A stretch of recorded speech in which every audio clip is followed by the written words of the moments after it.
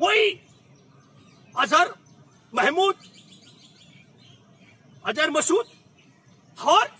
पुलवामा में फिर हमला होता है 14 फरवरी 2019 को 40 जवान मारे जाते हैं, उसमें भी उसी आतंकवादी के लोग शामिल होते हैं। तो सर क्या लग रहा है डॉक्टर कफील खान को जमानत मिल पाएगी? मैं ये बात इसलिए कह रहा हूँ, ये बड़ी कहानी मैंने इसलिए बताई जो बिल्कुल गजेंद्र पूछ रहे हैं और आप लोगों को भी लग रहा होगा कि डॉक्टर कफील खान हमारे देश के बच्चों के जीवन को बचाने के लिए, हमारे देश के संविधान की आत्मा को बचाने के लिए, हमारे देश के संविधान को बचाने के लिए लड़ने वाला शख्स है। इसलिए उसको आज 12वीं तारीख सुनवाई के लिए आने वाले इलाहाबाद हाई कोर्ट में, मैं देश में इलाहाबाद हाई कोर्ट में बैठे जजों से भी आग्रह करता हूं, मत घबराओ। जिन्होंने हमारे देश के ईमानदार जज जस्टिस लोया को निपटाया है, जिन्होंने हमारे देश के ईमानदार आईपीएस संजीव भट्ट को फंसाया है, और जिन्होंने सुप्रीम कोर्ट में बैठे तब के मुख्य न्यायाधीश अरुण गोगोई को बलात्कार के मामले में लपेटवाया है, आज वो वहां सुनीता यादव गुजरात में उसे धमका रहे हैं। वो बहादुर लड़की डटी हुई है। मैं जजों से आग्रह करना चाहता हूं, उससे प्रेरणा लो, उस बहादुर बालिका से जो डटी हुई है और डट करके हमारे देश के अंदर बहादुरी के साथ लड़ रही है। मैं आपसे आग्रह करना चाहता हूं कि हमारे देश के अंदर आपको मालूम होगा कि एक आईपीएस है मणिपुर में, और मणिपुर की जो आईपीएस है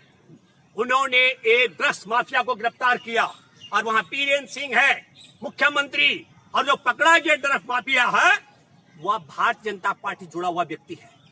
तो एक तरफ ये ड्रग्स का सप्लाई कर रहे हैं, दूसरी तरफ भारत की जमीन को चीन की बता रहे हैं, तीसरी तरफ पाकिस्तान में जिन आतंकवादियों को भेजा उनके साथ शौर्य डोभाल के पार्टनर के माध्यम से डील करके समय समय पर भारत में आतंकी हमले कराए जा रहे हैं, और हमारे देश में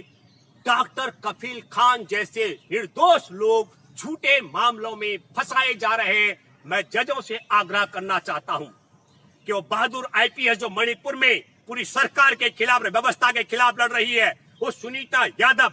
जो लड़ रही है गुजरात की व्यवस्था के खिलाफ, और डॉक्टर कफील खान जो लड़ रहे हैं मथुरा जेल में, इनसे सबक लो। और मैं गुजारिश करता हूं आप सबों से कि अब की जो सुनवाई है हमारे देश के संविधान की, हमारे देश के अदालत की मर्यादा और उस खास करके जजों के सम्मान को ध्यान में रखते हुए निर्दोष डॉक्टर कफील खान को आप सब रिहा करेंगे, ये उम्मीद ये आग्रह मैं इलाहाबाद हाई कोर्ट के जजों से करना चाहता हूं। और किस तरीके का अपराध मुक्त की बात करते हैं, जिस योगी आदित्यनाथ के राज में जेल में भेजा गया है, योगी आदित्यनाथ पर दंगे फैलाना, कब्रिस्तान पे कब्जा करना, जान से मारने की धमकी देना, जान से मारने का प्रयास करना, और मैं कह रहा हूं कि 5 बड़े मामले हैं गजेंद्र जी, जिनमें अगर ईमानदारी के साथ में अगर सुनवाई होती है और उसकी पैरवी होती है तो योगी आदित्यनाथ सजाए मौत के हकदार हैं। तो दूसरी बात, तड़ी पार रह चुके गृह मंत्री और मुख्यमंत्री की कुर्सी पर जो व्यक्ति है उस पर दर्ज जो मामले हैं आपराधिक, उनमें सजाए मौत का भी गुंजाइश है। ऐसे व्यक्ति के राज में बच्चों को बचाने वाले और बच्चों का उपचार करने वाले, बाबा साहेब की अध्यक्षता में बने संविधान के लिए संघर्ष में शामिल रहने वाले डॉक्टर कफील खान के साथ आप सब लोगों से मेरी गुजारिश है, आप सबों से मेरा आग्रह है, आप बताइए कि देश के कौन वफादार और देश के कौन गद्दार हैं। क्या बच्चों के उपचार करने वाला डॉक्टर देश के लिए खतरनाक हो सकता है, और तड़ी पार रह चुका शख्स प्रधान गृह मंत्री की कुर्सी पर बैठ करके देश के लिए क्या लाभदायक हो सकता है, ये भी आपको सोचना पड़ेगा। और ये भी आपको सोचना पड़ेगा, मैं दूसरा उदाहरण देता हूं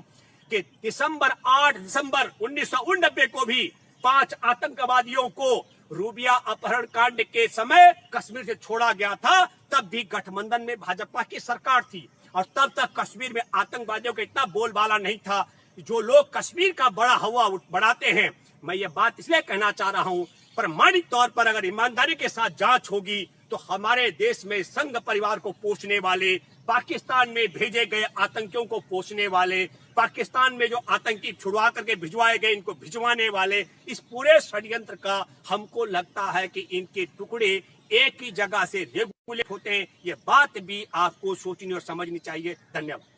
सर, एक सवाल उनकी वाइफ ने उठाया है कि उनको जमानत मिल जाती डॉक्टर कफील खान को, लेकिन कुछ अधिकारी हैं जो नहीं चाहते कि ये बाहर आए। सर, जो आपने कहा, अभी क्या है कि आप सब लोगों से मैं आग्रह करता हूं, चमकी बुखार कोई 2019 में नहीं आया था, यह 2020 में नहीं शुरू हुआ है, ये निरंतर आता रहा है। और डॉक्टर कफील खान इस समय अगर जेल से बाहर होते तो मेरी उनके साथ बात हुई थी, और डॉक्टर कफील खान इस समय अपनी बहुत बड़ी टीम को लेकर देश और दुनिया के मित्रों की मदद से वो बिहार में चमकी बुखार से पीड़ित बच्चों का उपचार करने के जाने की तैयारी कर रहे थे। और अगर डॉक्टर कफील खान वहां पहुंचते बच्चों के बीच में, और बिहार में चुनाव है, और बिहार में चुनाव है, डॉक्टर कफील खान इलाज करने जाते तो नीतीश सरकार की पोल पट्टी खुलती कि नहीं खुलती। मैं आपको एक बात और बताना चाहता हूं, जो आपका सवाल है। अभी कुवैत ने एक फैसला कर दिया, कुवैत में 15% से ज्यादा भारतीय नहीं रहेंगे, क्योंकि उनको समझ आ गया कि भारत में ऐसे गद्दार भी रहते हैं जो अपने ही देश के नागरिकों के खिलाफ नफरत फैलाते हैं। और उसकी परिणति ये होने वाली है, 8 लाख भारतीय जो कमाई करके कुवैत से भारत भेज रहे थे, उनको कुवैत वापस भेजने वाला है। मैं आपके माध्यम से एक बात और, जो आपने सवाल किया, न केवल डॉक्टर कफील खान को जेल में, अभी आपको मालूम है कि नेपाली मूल का एक नागरिक, उसको इनके आतंकवादियों ने गंजा किया। बनारस में प्रधानमंत्री की कॉन्स्टिट्यूंसी में प्रधानमंत्री जाने वाले हैं राम मंदिर के निर्माण के शिलान्यास की पूजा के लिए, और उससे पहले इनकी कॉन्स्टिट्यूंसी में इनके गुंडों ने एक नेपाली मूल के नागरिक को नंगा किया, उसके सर पर जय श्री राम लिखवाया। और उसे मैं ये कहना चाहता हूं कि ये तालिबानी, ये आतंकवादियों का अगर ये दस्तूर नहीं है तो ये और कौन सा तरीका है। तो हम ये भी कहना चाहते हैं कि जय श्री राम के नाम पर आतंकवाद फैलाने वाले, मुसलमान बोल करके डॉक्टर कफील को सताने वाले, और तड़ी पार रह चुके शख्स से लेकर बंजारा, इन सब लोगों को न्यायप्रिय तरीके से काम करने वाले, संजीव भट्ट को फंसाने वाले और तड़ी पार को सजा सुना सकते थे, जस्टिस लोया को निपटाने वाले, आज सुनीता यादव से लेकर सबको प्रताड़ित करने में लगे हुए हैं। आप सब लोगों से मेरा गुजारिश और आग्रह है, ये सच्चाई जो मैंने आपके सामने रखी है, इसको आप दूर दूर तक पहुंचाने का प्रयास करें। सवाल उठता है कि कोई भी बड़ा वकील डॉक्टर कफील खान के साथ खड़ा नहीं हो रहा, ना कोई केस ले रहा। सर, नहीं, ये जो सवाल है गजेंद्र जी आपका, मैं उस परिवार के साथ में जुड़ा हुआ, मेरा संवाद रहता है। ऐसा बिल्कुल आप ये जो अफवाहें उड़ रही है, कुछ लोग बड़ी बड़ी चर्चाएं कर रहे हैं, हम गंभीरता के साथ बात करते हैं। मैंने एक सवाल किया था, उस परिवार ने कहा कि हमारे पास मौजूद वकील हैं और काबिल वकील हैं, ऐसा कोई मामला बिल्कुल नहीं है। ये मामला ये नहीं है, आप 12वीं तारीख पढ़ी है, पिछली 11 तारीखों पर मैं आप सब लोगों से कहना चाह रहा हूं, जो डॉक्टर कफील की पैरवी करने वाले वकील हैं, जो उन्हें कमतर आंक रहे, उन सबों से मैं बताना चाहता हूं, अदालत में बैठे जजों की नीयत पर भी मुझे शक और शंका हो रही है। आप वकील की काबिलियत पर सवाल मत खड़े कीजिए। डॉक्टर कफील निर्दोष है, तो कोई मुकदमा नहीं है। डॉक्टर कफील पर मुकदमा बना था भड़काऊ भाषण देने का, और भड़काऊ भाषण देने के मामले में डॉक्टर कफील को सीजेएम की अदालत से जमानत मिल चुकी थी। जमानत पर रिहा नहीं किया गया, 3 दिन उन्हें जेल के अंदर रखा गया, और 3 दिन बाद उनके ऊपर फिर राष्ट्रीय सुरक्षा का कानून लगाया गया। हम हैरान है। मैं फिर दोबारा कहना चाहता हूं, जिस व्यक्ति को पैरवी अगर ईमानदारी से अगर हो पूरे मामलों की, उसको सजाए मौत हो सकती है। ऐसा व्यक्ति मुख्यमंत्री की कुर्सी पर बैठा हुआ है, जो फेक इनकाउंटर कराने का एक्सपर्ट रहा, वो गृह मंत्री की कुर्सी पर बैठा रहा, इस मामले में जेल में रहा, वो गृह मंत्री की कुर्सी पर बैठा हुआ है। जिस व्यक्ति ने, जिसका 56 इंच का सीना नकली, जिसकी डिग्री नकली, जिसकी राष्ट्रीयता नकली, जिसका मैं कहता हूं अखंड भारत की बात नकली, जिसकी देशभक्ति नकली, क्योंकि चीन के साथ खड़ा है। मैं आपको बताना चाहता हूं, डॉक्टर कफील खान तो चलते फिरते हैं, हमारे देश के सरदार पटेल, देश की आजादी के नायक, जिन्होंने सबसे पहले चीन को गद्दार बताया था और आरएसएस पर प्रतिबंध लगाया था, ये संघ परिवार की सरकार ने उनके मृत्यु के कई दशक बाद उनको एक बड़ी सजा दी। गजेंद्र जी, चीन से मंगवाया, उनका पुतला मंगवाकर खड़ा कर दिया, कहते सबसे बड़ा पुतला, लेकिन मेड इन चाइना है। आपको मैं बताना चाहता हूं, डॉक्टर कफील खान तो छोड़ दीजिए, जिन्होंने सरदार पटेल को चीन से पुतला मंगाकर सजा देकर खड़ा कर दिया। लेकिन मैं एक बात बताना चाहता हूं, मैं अदालत में बैठे जजों से भी आग्रह करना चाहता हूं, जितना आप लेट लतीफ करेंगे जग हंसाई होगी आपकी, लेकिन मैं दावे के साथ में कह सकता हूं डॉक्टर कफील खान निर्दोष थे, निर्दोष है और निर्दोष रहेंगे। जितना मर्जी आप सब लोग प्रयास कर दो, लेकिन संघ के परिवार के लोग बेनकाब हो चुके हैं। चाहे वो चीन से सरदार पटेल की मूर्ति मंगाने का मामला हो, चाहे वो डॉक्टर कफील खान को फंसाने का मामला हो, चाहे जस्टिस लोया के को निपटाने का मामला हो, संजीव भट्ट को फंसाने का मामला हो, और अभी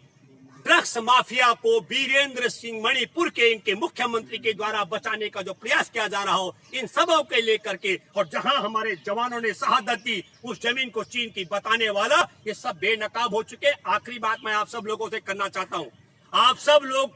इस वीडियो को इतना आगे पहुंचाएं और बताएं नरेंद्र मोदी, जब तक नरेंद्र मोदी ये नहीं बोलता है कि जिस जमीन पर चीन कब्जा करके बैठा हुआ है तब तक, और वो जमीन भारत की है, तब तक आप इसको निरंतर चलाते रहो। और मैं दूसरा सवाल करना चाहता हूं, राजधानी दिल्ली का मुख्यमंत्री पुलिस लेकर पहुंचा था तबलीगी जमात के मरकज में, आज दिल्ली के अंदर की पोजीशन आपकी क्या है? मैं आपको बताना चाहता हूं, 14 जुलाई को बिहार में भाजपा के मरकज में 75 चलते फिरते कोरोना बम पाए गए, पकड़े गए, और क्या हुआ? जैसे टीवी अखबारों में चर्चा हुई, गुना में दलित परिवार उसको पीट पीट करके बेरहमी से मार डाला। अब मैं आपको बताना चाहता हूं क्रोनोलॉजी